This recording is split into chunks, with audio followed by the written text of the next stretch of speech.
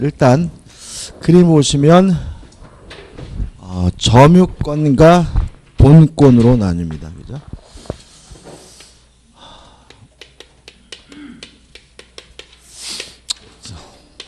점유권이란 권리는 뭐냐면요.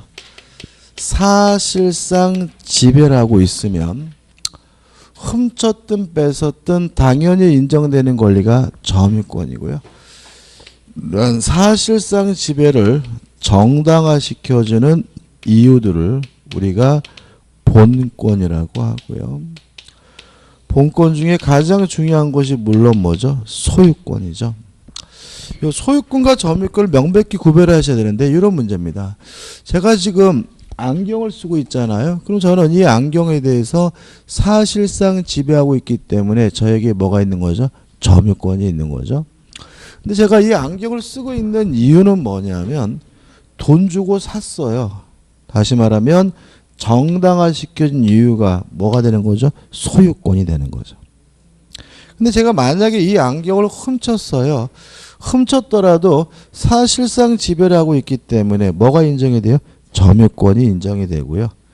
뭐는 없는 거죠? 정당화시켜주는 이유인 뭐는 없어요? 본권, 소유권은 없는 거죠. 그래서 항상 문제가 되는 것은 소유권에 관한, 점유권에 관한 문제를 풀 때 자꾸 이 소유권으로 푸는 경향이 있어요. 아무튼 훔쳤든 뺏었든 당연히 사실상 지배하고 있으면 당연히 인정되는 권리가 뭐죠? 점유권이고 이러한 사실상 지배를 정당화시켜주는 이유들을 우리가 본권이라고 하고요. 가장 대표적인 것이 소유권이죠. 그 다음 소유권은 뭐냐 하면 물건을 사용하고 수익하고 처분할 수 있는 권리를 소유권이라고 합니다. 요 세 가지를 다 할 수 있어야 소유권이고요. 세 가지를 다 하지 못하고 제한적으로 몇 가지만 할 수 있으면 이걸 우리가 제한 물권이라고 하고요. 제한적으로 사용하고 수익 두 가지만 할 수 있는 물권이 뭐죠? 용익 물권이죠. 용익 물권은 세 가지입니다. 지상권, 지역권, 전세권. 또 제한적으로 처분만 할 수 있는 제한 물권을 우리가 담보 물권이라고 하고요. 담보 물권은 또 세 가지죠. 유치권, 질권, 저당권이 있고요. 여기서 한 가지만 설명드리면 왜 담보 물권은 처분만 할 수 있다라고 하느냐. 저당권을 생각해 보시면 제가 아파트에 저당권 설정하고 대출을 받았어요.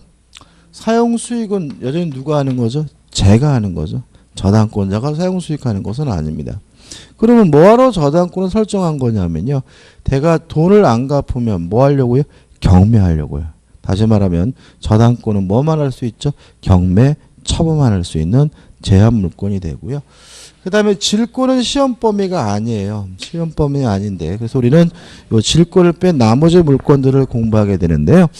그래도 질권의 개념은 아셔야 되는데 질권하면 뭐가 떠오르시면 되냐면 전당포가 떠오르시면 됩니다. 그러니까 갖다 맡기는 방식으로 설정하는 담보 물권이 질권입니다. 제가 돈이 필요해 가지고요. 반지를 전당포에다 맡기고 돈을 빌렸어요. 그러면 전당포 주인은 담보로서 제 반지를 맡아두게 되는데 전당포 주인이 갖게 되는 권리가 뭐죠? 질권이다. 이런 얘기고 시험 범위가 아닌 이유는 부동산 질권은 없어요. 왜냐하면 부동산을 갖다가 뭐 할 수 없어요? 맡길 수는 없으니까. 그래서 부동산 질권이라는 게 존재하지 않기 때문에 우리는 시험 범위는 아닙니다. 이 정도죠.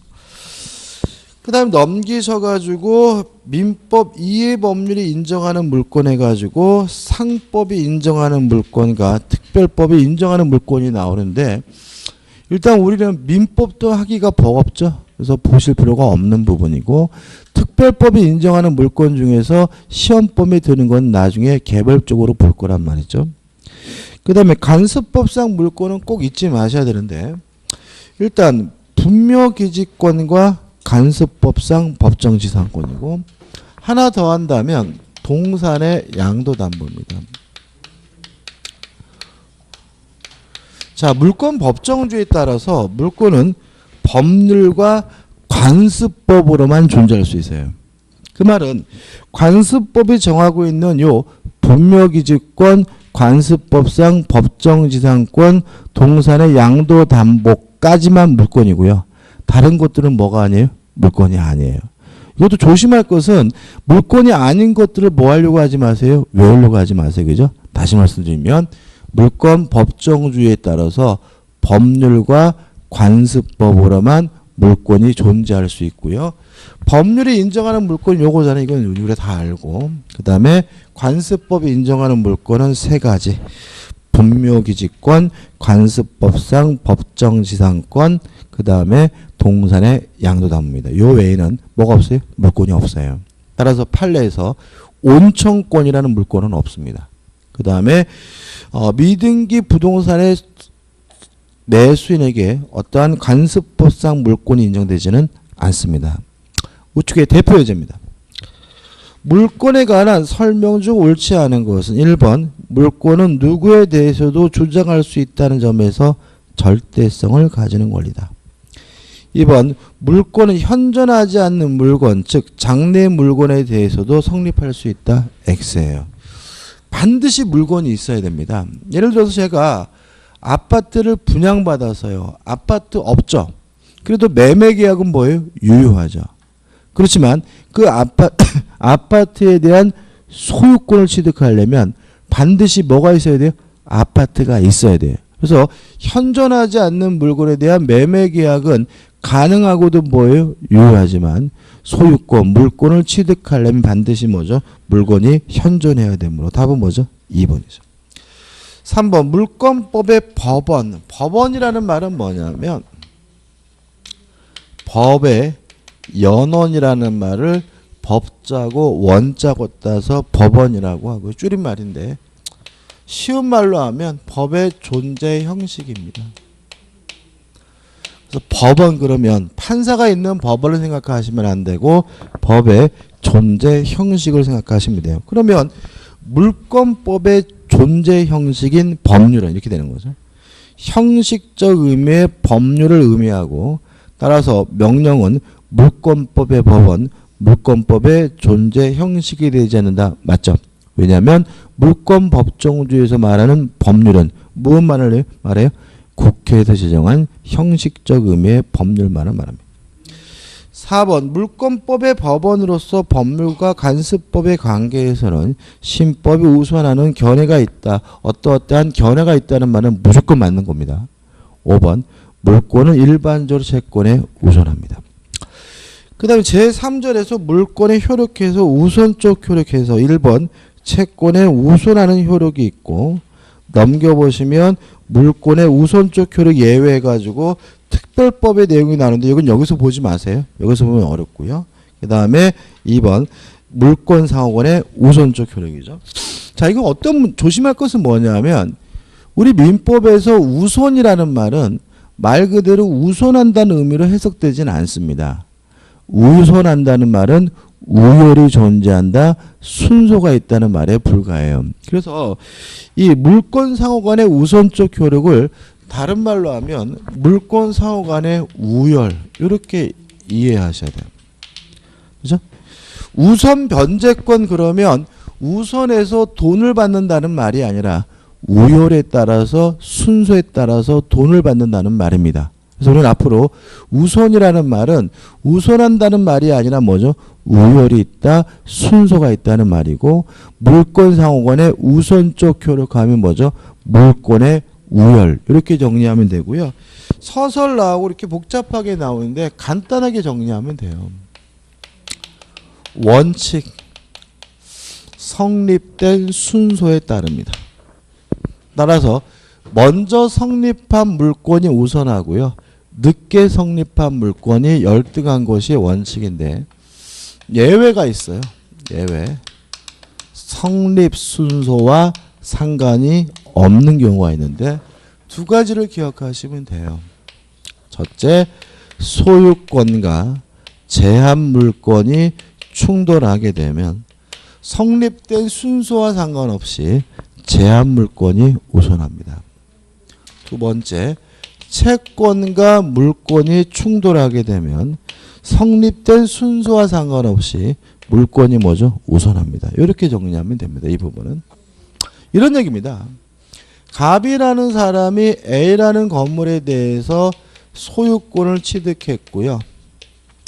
그리고 이 건물에다가 을에게 전세권을 설정해 줬다면, 물론 성립 순서는 소유권이 먼저고 전세권이 어떻게 해요? 나중이지만 이제 이 집에 살아야 될 사람은 더 이상 소유자가 아니라 뭐죠? 전세권이죠. 따라서 성립 순서와 상관없이 제한 물권이 뭐가 운선합니까? 전세권이 운선하게 되는 거죠. 뭐가 살아있네. 끝입니다. 그 다음 우측에 보시면 이제 중요한 게 나오고 있죠. 물권적 청구권이 나옵니다. 물권적 청구권은 대단히 중요합니다. 이유는 시험 문제 반드시 나와요. 그러니까 지금 물권법 들어와서 지금 지금까지 본 거는 그냥 기초예요. 기초로서 베이스로 깔고 나가는 거고요. 시험에 반드시 나오는 것이 이제 물권적 청구권부터 시작되는데 잘 틀려요.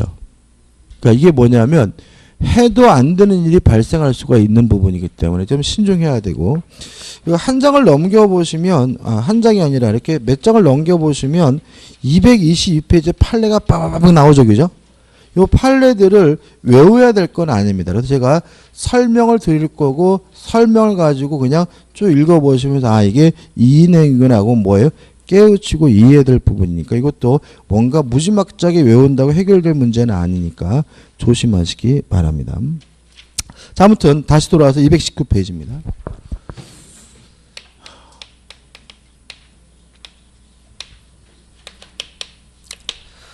물권적 청구권이 나오면 항상 무엇과 세트로 기억하셔야 되냐면 채권적 청구권하고 세트로 가야 돼요.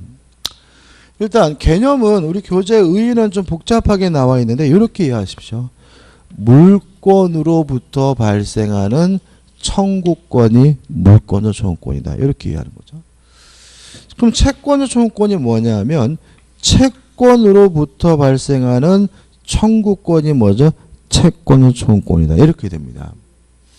따라서 만약에 물권이 있는 사람이 청구하고 있다면 그 사람의 청구권은 물권적 청구권이 되고요. 물권이 없는 사람이 청구하면 그 사람의 청구권은 뭐가 되냐면 채권적 청구권이 됩니다. 여기서도 시험 문제 나오게 되는데 결국은 물권적 청구권이냐 채권적 청구권이냐를 구별하는 문제고요. 결국은 물권이 있느냐 없느냐 가지고 판단합니다. 여기서도 한 문제짜리입니다. 다시 한번요. 물권으로부터 발생하는 청구권이 뭐죠? 물권적 청구권이므로 물권이 있는 사람이 청구하면 그 사람의 청구권은 뭐예요? 물권적 청구권이고, 물권이 없는 사람이 청구하면 그 사람의 청구권은 뭐죠? 채권적 청구권입니다. 갑이 A라는 건물을 가지고 있는데요. 을과 만나가지고 매매 계약을 했어요. 을이 갑에게 대금을 다 지급했다면 을은 갑에게 이전 등기해달라고 청구할 수 있겠죠. 이때 을의 등기 청구권은 물권적 청구권일까요? 채권적 청구권일까요? 채권적이겠죠. 왜냐하면 매매 계약을 하고 대금을 지급했더라도 아직 을에게 뭐가 없어요? 소유권, 물권이 없으니까요. 채권적. 갑이 을과 만나가지고 매매 계약을 하고 갑이 을에게 이전 등기를 해준 후에 사기당했다는 이유로 요 매매 계약을 뭐 했냐면 취소를 했어요.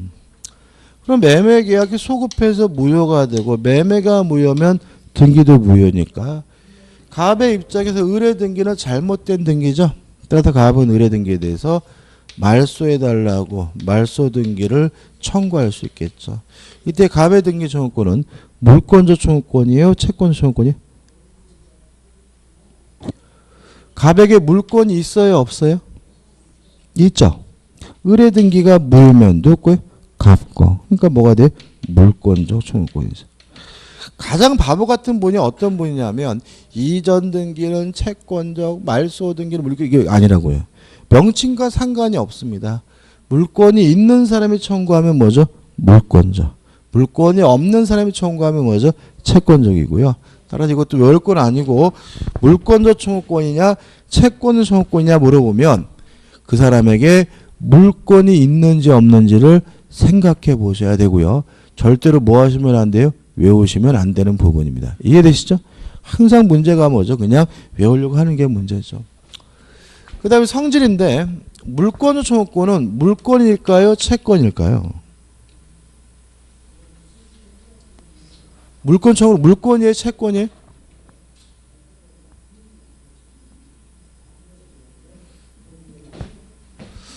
채권입니다. 왜냐하면 물권적 청구권은 사람에 대한 권리죠.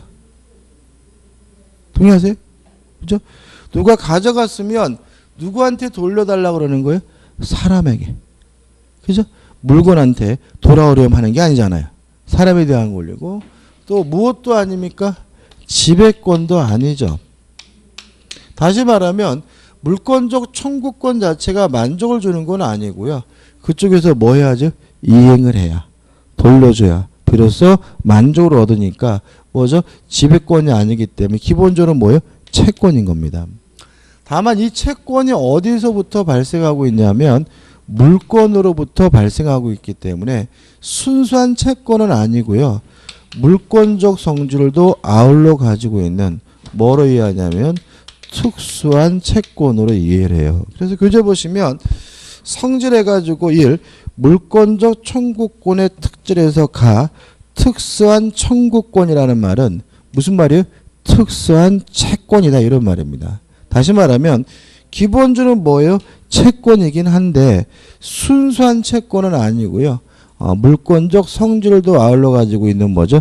특수한 채권으로 이해하는 것이 우리 통솔의 입장이고요. 물권적 성질은 한 가지밖에 없어요. 하단에 보시면 물권과 물권적 청구권은 뭐죠?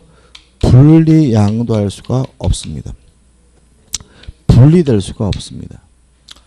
왜 그러냐면 물권적 청구권이 없는 물권은 아무 의미가 없어요.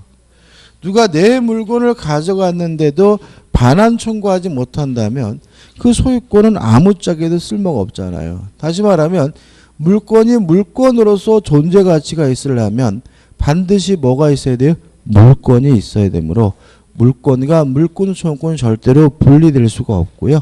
따라서 물권적 청구권은 뭐에 걸리지 않냐면 소멸시에 걸리지 않아요. 만약에 물권적 청구권이 소멸시에 걸려버리면 또다시 물권이 있는데 물권적 청구권이 없는 경우가 발생하고요. 그런 것들은 뭐죠? 존재할 수가 없다라고 말씀을 드렸죠. 끝입니다. 그 다음에 넘겨보시면 소멸시효 적용 여부해가지고 적용되지 않는다. 그 다음에 종류해가지고 세 가지가 있습니다. 누가 가져갔으면 반환을 청구할 수 있고요. 방해하고 있다면 하단에 방해 제거를 청구할 수 있고 우측 상단에 아직 방해를 안 하고 있지만 방해할 염려가 있다면 뭘요? 방해 예방을 청구할 수가 있는 거죠. 이것도 외우는 거 아닙니다. 반환 청구 그렇게 외우는 게 아니라 그냥 그 두리뭉실하게 기억하는 겁니다. 왜냐하면 딱 떨어지는 건 아니기 때문에. 여기까지 이제 시험에 나오는 것은 첫 번째가 뭐였냐면 물권적 청구권이냐 채권적 청구권이냐 구별하는 문제가 시험에 나옵니다. 그 다음에 나오는 것이 우측에 4. 물권적 청구권 행사의 비용 부담에서 비용 부담은 시험에 안 내요. 뭐만 내냐면 상대방만 나옵니다. 그죠? 여기다 좀 정리해 보죠. 물권적 청구권의 주체는 물권자여야 합니다. 왜냐하면 물권으로부터 발생하는 청구권이 물권적 청구권이기 때문에 반드시 그 사람에게 뭐가 있어야 돼요? 물권이 있어야 돼요. 물권이 없는 사람은 어떠한 경우에도 뭘 행사할 수 없어요? 물권적 청구권 행사할 수가 없어요. 두 번째 상대방인데 상대방은 침해자를 말하고 누가 침해자냐 문제에 대해서 우리 판례는 점유자가 침해자는 입장입니다. 따라서 점유하고만 있다면 그 사람에게는 아무런 고의도 과실도 필요 없고요. 점유하고 있다면 임차인과 같은 직접 점유자든 임대인과 같은 간접 점유자든 행사할 수가 있는데 조심할 것은 건물의 철거 청구죠.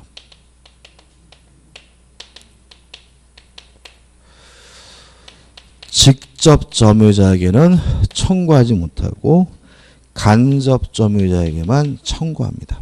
여기 전부. 그래서 주체는 물권자, 상대방은 점유자. 고의나 과실은 요구하지 않고요. 직간접을 불문하되 건물의 철거 청구의 상대방은 직접 점유자에게 하지 않고 누구한테 합니까? 간접 점유자. 이게 한 문제잖아요. 비용보다 보지 마시고. 그래서 넘겨보시면 이제 뭐가 나와요? 판례가 빠바바바박 나오는 거죠. 그죠? 자, 이 판례를 제가 지금 설명드리는 겁니다. 쭉 들으시면 돼요. 갑이 토지를 소유하고 있습니다. 갑이 소유하는 토지에 을이 불법으로 건물을 신축했다면 을은 갑의 토지를 뭐하고 있어요? 점유하고 있고요. 갑은 토지에 대해서 뭐가 있어요? 소유권이 있으므로 갑은 내 땅에서 나가라는 의미에서 건물에 대해서 철거해달라고 뭐 할 수 있어요? 요구할 수가 있습니다. 이해되시죠? 갑이 을에게 건물에서 퇴거할 것을 나가라고 요구할 수 있어요? 없어요? 갑이 을에게 건물에서 나가라고 요구할 수 있습니까? 없습니까? 없다. 왜냐하면 물권적 충고권의 주체는 뭐 해야 돼? 물권자이어야 합니다. 건물은 누구 거죠? 을 거죠. 그죠? 을 거죠. 다시 말하면 감으로 푸시면 안 돼. 갑은 토지 소유자입니다. 따라서 내 땅에서 나가라는 의미에서 건물에 대한 무엇을요? 철거는 요구할 수 있지만 건물은 누구 거예요? 을 거. 갑게 아닙니다. 건물에서 퇴거할 것을 뭐 하지 못해요? 요구하지 못합니다. 이해되시죠? 그래서 만약에 문제를 푸실 때 건물에서 퇴거를 요구할 수 있느냐 이렇게 물어보면 건물이 누구 건지를 다시 한번 생각해 보세요. 왜냐하면 물권적 청구권의 주체는 뭐 해야 돼요? 물권자이어야 합니다. 하나 끝났고요. 그 다음에 갑이 소유하고 있는 요 토지를요. 을에게 팔았어요. 병에게 팔았어요. 병에게 팔고 병에게 등기를 해줬더니 병한테 전화 왔어요. 사기로 고소하겠대요. 왜 그러냐 그랬더니 네가 임마 자식아 나대지라 그래서 빈 땅이라 해서 내가 땅을 샀는데 가서 보니까 이상한 놈이 건물을 짓고 있던데 너 이거 사기친 거 아니냐라고 방방 떠요. 일세 갑이 을에게 건물을 철거해달라 요구할 수 있습니까? 없습니까? 있어요? 없어요? 없다. 왜냐하면 물권적 청구권의 주체는 뭐예요? 물권자여야 합니다. 갑이 병에게 팔고 병에게 등기해줬다면 누구 거죠? 병 거죠. 갑에게 뭐가 없어요? 소유권이 없습니다. 따라서 철거해달라고 뭐 할 수 없어요? 요구할 수 없습니다. 지금 하나인 겁니다. 자, 물권적 청구권의 주체는 뭐 해야 돼요? 물권자여야 해요. 물권이 없는 사람은 뭘 행사할 수 없어요? 물권적 청구권 행사할 수가 없으니까 철거를 요구할 수 있느냐 이렇게 물으면 땅 소유자가 누구인지를 다시 한번 판단해 보고요. 건물에서 퇴거를 요구할 수 있냐 물어보면 건물의 소유자가 누구인지를 한번 생각해 보셔야지 대충 감으로 풀거나 뭔가를 외우려고 하는 것은 뭐죠? 의미가 없습니다. 대단히 뭐죠? 다양하게 나오게 됩니다. 주체가 끝난 거죠. 상대방입니다. 누굽니까? 점유자죠. 자, 갑이 소유하고 있는 토지에 을이 불법으로 건물을 신축했어요. 그러면 갑은 을에게 건물을 철거해달라 요구할 수 있겠죠? 근데 건물을 을이 병에게 양도를 했어요. 그러면 갑은 이 건물을 을에게 철거해 달라고 해야 돼요? 병에게 철거해 달라고 해? 예, 을에게는 못하고 병에게만 할 수 있다. 왜냐하면 물권적 청구권의 상대방은 누구예요? 점유자니까. 을이 병에게 건물을 양도했다면 이제는 갑의 토지를 점유하는 사람은 을이 아니라 누군 거예요? 병인 거예요. 그죠? 동의하시죠? 그죠? 근데 병은 이 건물이 불법 건물인지 몰랐어요. 선이고 무과실이에요. 이랬을 때 갑은 병에게 철거해달라고 요구할 수 있습니까? 없습니까? 있어요? 없어요? 있어요? 없어요? 있다. 왜냐하면 점유자라면 그 사람에게 아무런 고의도 과실도 뭐 하잖아요? 요구하지 않으니까요. 이해되시죠? 그죠? 이 왜 틀린지 아시겠죠? 그냥 막 감으로 막 풀어대. 그리고 또 이게 또 극복하기 위해서 또 어떻게 해요? 교재에 나와 있는 판례들을 무슨 말인지 모르면서 어떻게 된다 안 된다 외워적게요. 외워적게 버리니까 문제에 나오는 건 다른 게 나오면 그냥 못 맞추는 거예요. 그죠? 됐죠? 그 다음에 여기서 직간접인데 직접 점유자는 우리가 다음 주에 할 건데 임차인을 집어넣어서 생각해 보시고요. 간접 점유자는 임대인을 집어넣어서 생각해 보시면 돼요. 자, 예를 바꿔볼게요. 건물이 있는데요. 이 건물이 갑의 소유예요.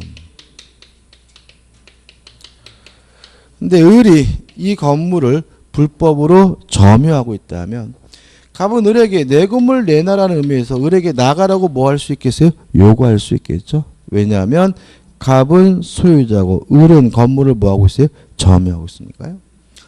을이 병에게 건물을 양도했어요. 그러면 이제는 을한테 나가라고 요구하는 게 아니라 누구한테요? 병에게 나가라고 해야 되겠죠. 왜요? 병이 뭐죠? 이 건물을 점유하고요. 병이 요 사실에 대해서 뭐라 하더라도요? 선이고 무과실하 하더라도 갑은 병에게 나가라고 뭐 할 수 있겠어요? 요구할 수 있겠죠. 왜냐하면 점유하고 있다면 그 사람에게 뭐죠? 아무런 고의도 과실도 뭐 하잖아요? 필요하지 않으니까요. 이해되시죠? 그죠? 어렵지 않습니다. 자꾸 뭐 하려고 하는 게 어렵게 만드냐면 그냥 날로 먹으려고 그냥. 그죠? 좀 생각해 보시죠. 조금만 생각해 보시면 돼요. 자, 을이 병에게 임대를 했어요. 현재 건물에 거주하고 있는 사람은 임차인이에요. 그러면 누구한테 나가라고 요구할 수 있느냐 문제에 대해서 우리 판례는 임차인에게도 나가라고 요구할 수도 있고요. 요 임대인 간접점유자를 커피숍에서 불러가지고 병 내보내달라고 뭐 할 수 있어요? 요구할 수가 있습니다. 다시 말하면 점유자라면 임차인과 같은 뭐요? 직접점유자든 임대인과 같은 뭐죠? 간접점유자든 뭐 하지 않습니까? 따지지 않습니다. 이해되시죠? 그죠? 자, 여기 있습니다. 을이 불법으로 건물을 신축한 후에 을이 병에게 건물을 임대했어요. 그래서 임차인인 병이 그 건물에 거주하고 있을 때 철거를 을에게만 해달라고 요구할 수 있어요. 병에게는 해달라고 요구할 수가 없습니다. 다시 말하면 건물 철거의 청구는 누구한테요? 직접 점유자 임차인에게는 요구할 수가 없고요. 누구한테요? 간접 점유자에게 요구해야 돼요. 임대인에게. 왜 그런 거죠? 얘한테 가서 때려 부시자 그러면 얘가 뭐라 그러겠어요? 뭐라 그랬어요? 상식적으로. 이 사람아 내 집도 아닌데 내가 어떻게 때려 부셔 그러겠죠. 아, 그잖아요. 건물은 누가 때려 부실 수 있어요? 소유자가 때려 부실 수가 있잖아요. 나가라 그러는 건 세입자도 나가줄 수가 있지만, 그죠? 그죠? 나가라고 요구하는 거는 누구도요? 세입자도 나가줄 수가 있겠지만, 건물 때려 부시는 건 누구만요? 건물의 소유자가 때려 부시는 것이지, 세입자가 뭐 할 수는 없어요? 때려 부셔줄 수는 없잖아요. 그래서 건물의 철거 청구만은 누구한테요? 임대인. 간접 점유자에게 해야 되고요. 이민차인에게는 철거해달라고 요구할 수는 없습니다. 판례 중에 제가 딱 하나만 설명 안 드렸어요. 하나만 설명 안 드린 이유는 뭐냐면 헷갈리실까봐 설명 안 드리고 나중에 설명드릴 거고 일단은 지금까지 설명드린 논리를 어떻게 쫓아오셔야 돼요. 자, 223페이지 보시면 대표 예제가 나오죠. 1번. 물권적 청구권에 관한 다음 설명 중 틀린 것은 1번. 어떤 자가 물권의 내용 실현을 방해하고 있으면 그에게 과실이 없어도 물권적 청구권이 발생한다. 5. 점유하고 있다면 그 사람에게 뭐가 필요 없습니까? 고의나 과실이 필요가 없으니까. 2번. 타인의 토지의 건물을 무단으로 지은 뒤에 그 건물을 제3자에게 팔았어요. 그러면 이 토지를 점유하는 사람은 이제는 신축한 사람이 아니라 누구죠? 제3자인 거죠. 따라서 그 건물의 신축자가 물권적 청구권의 상대방이 된다. X가 되는 거죠. 답은 뭐죠? 2번이죠. 3번. 물권적 청구권은 물권과 분리하여 양도하지 못하고요. 4번. 임차인은 목적물을 점유하고 있는 경우에도 물권적 청구권은 발생하지 않는다. 맞는 질문인데 이게 솔직히 문맥이 좀 이상해요. 이상해서 이게 기출 문제인데 그냥 우리가 쉽게 말씀드리면 그 집에 살고 있는 사람이 누구예요? 임차인이면 그 사람에게 나가라고 요구할 수가 없다. 이렇게 기억하시면 될 것 같아요. 다른 식으로 해석될 수도 있긴 한데. 5번. 물권적 청구권 행사하는 경우에 비용 부담에 관한 견해가 대립됩니다. 근데 이 비용 부담에 대해서는 견해가 아주 타이트하게 대립되고요. 판례도 명확하지 않기 때문에 나오더라도 그냥 견해가 대립된다고만 나오고 구체적인 내용을 물어보지는 않습니다. 그 다음에 넘겨보시면